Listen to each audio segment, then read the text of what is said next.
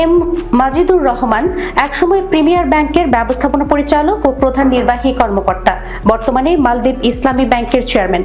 তবে বর্ণাঢ্য এই ক্যারিয়ারের আড়ালে এখন উঠছে গুরুতর আর্থিক অনিয়মের অভিযোগ।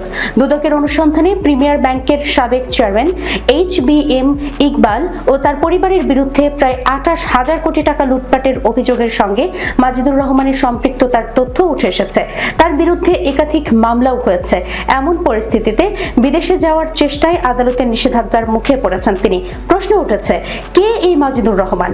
কিভাবে প্রিমিয়ার ব্যাংকের হাজার হাজার কোটি টাকার অনিয়মের সঙ্গে তার নাম জড়ালো? খুবই ধূর্ত প্রকৃতির মাজিদুর প্রিমিয়ার ব্যাংকের প্রায় 28,000 কোটি টাকা লুটপাটে নেতৃত্ব দিয়েছেন। তার সিন্ডিকেটে থাকা 20 জনের বিরুদ্ধে আদালত ইতিমধ্যেই দেশ ত্যাগে নিষেধাজ্ঞা দিয়েছেন।